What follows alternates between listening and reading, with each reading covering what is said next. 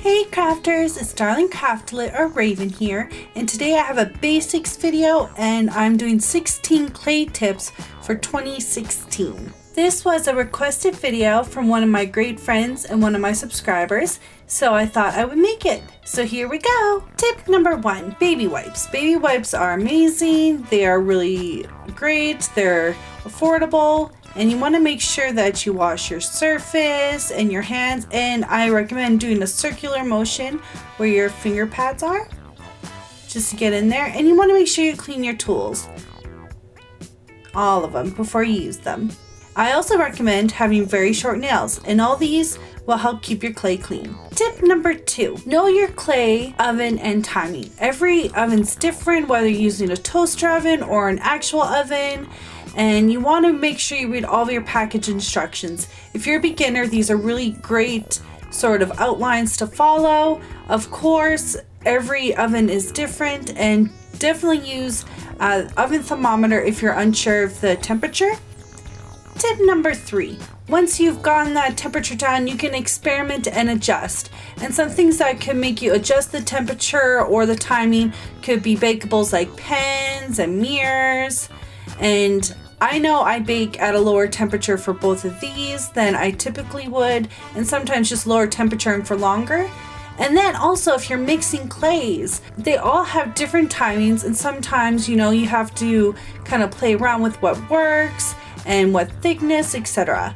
Tip number 4, remember to support those extra fragile pieces of your creations by using wires or blending, using Bake Bond, TLS. There's multiple different ways of doing this, and it'll make your creation stronger so you don't break.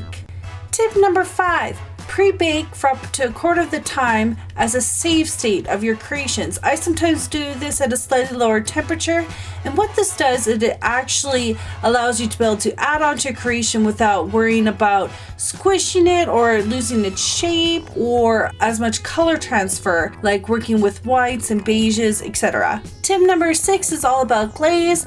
I definitely recommend using a polyurethane gloss varnish or a Varathane gloss varnish. These are really great. They're not going to get sticky in hot environments, and they're very thin, and you want to add a couple layers on. And I definitely recommend using a soft acrylic paintbrush, and you can get cheap ones and then just replace them if you want, or you can make sure you wash them. It's all completely up to you. Tip number 7, use a paper clip, and I usually just stretch it out, or I use extra wire I have lying around, and I just hook it onto a creation, and then I use just some pliers to hold it in place while I glaze. And the rack you see behind me I actually got at the dollar store, and it's a great way to hang up your creations, and I can fit quite a few on here without them touching each other. If you don't have a rack, you can always tape it onto a ledge of something. Tip number 8 is if you find that some of the dyes are transferring over after you bake, it's really great to glaze over those ones with harsh dyes like a red or blue before glazing over the lighter ones and cleaning your brush in between, or glazing over a red clay before you paint on it afterwards with white paint. That way you won't see the red color through the paint as much, or at all. It just depends how many layers you do of each. Tip number 9 is all about stopping cracks, and you can do this by conditioning, blending, popping bubbles, and not over leaching your clay. If you have really dry clay, it's more likely to crack. So this is just me showing how I pop a bubble on a pen. Tip number 10, to clean your charms before you bake, you can use acetone or rubbing alcohol, and I actually use a dollar store nail polish remover and cotton swabs. Use a different cotton swab for every single color of clay you're using. This will not only clean your creation but also keep it smoother and remove fingerprints. Make sure you keep that cotton swab saturated. You can clean your charms after you've baked them doing this method, but keep in mind that some discoloration could occur, especially if you're not glazing, etc.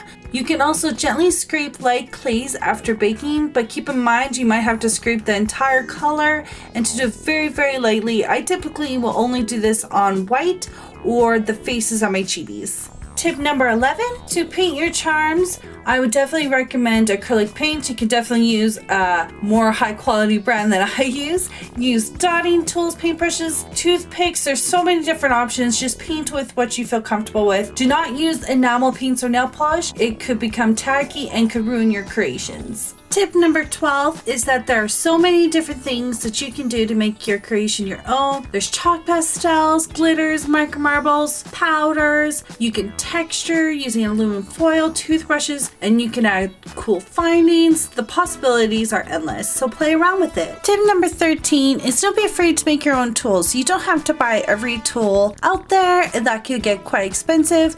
I made these using spare polymer clay I had lying around. You can also make tools out of what you have around the house, like a knitting needle. Toothpicks are great. You can use it for so many different things like blending, creating texture, etc. Also, you can use bottles as rolling pins. You don't need all the fancy gear if you don't want. It's completely up to you. Tip number 14 has to do with having the clay the way you want it. So if you want it soft, you can add some clay softener or some extra clay, or even some of the mold makers will make your clay softer. To go over how you leach your clay, a lot of people have shown this, but I'll quickly go over it. You want to put your soft clay between a sheet of paper and fold it, and you can either roll it with a rolling pin as flat as you possibly can. Here I'm just showing me do it a little bit, or you can roll it through a pass machine on the thinnest possible setting.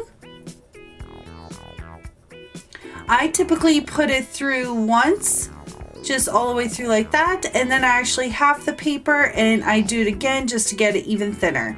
And then you want to place a parchment paper around it and put it between two heavy objects. And you want to wait till the amount of oil comes out that you desire. This is an example of one of my gold clays I leached because it's always super soft, and I usually like get to this point. Tip number 15 is keep track of your ideas. Keep a little sketch of what you're thinking about. This is just of my kawaii orange. Keeping your ideas down is great so you don't forget, and you can always go back if you find yourself stuck. And you can keep it all in a cute little book or whatever, scrap piece of paper, and just keep all of your ideas readily handy. Tip number 16 is true about all crafting. You want to be patient, and with that goes lots of practice. And take your time making your creations. It still takes me quite a long time to make even a simple creation, and that is just me wanting to put as much effort as I can and not rushing the process. Be creative. Come up with new ideas or take an old one and make it new with your own little twist. There's no cookie cutter way to making any kind of craft, and you can do it any way you would like. Make sure you're having fun. Because if you're not having fun, it's not really a hobby anymore, and what's the point of doing it? Thank you guys so much for watching. If you like this video, please give it a thumbs up. Which polymer clay tip do you think you're going to find most helpful, or for crafting in general? I would love to hear in the comment section down below. To stay up to date with all my crafty goodness, make sure you subscribe to my channel, and I'll see you guys all soon. Bye!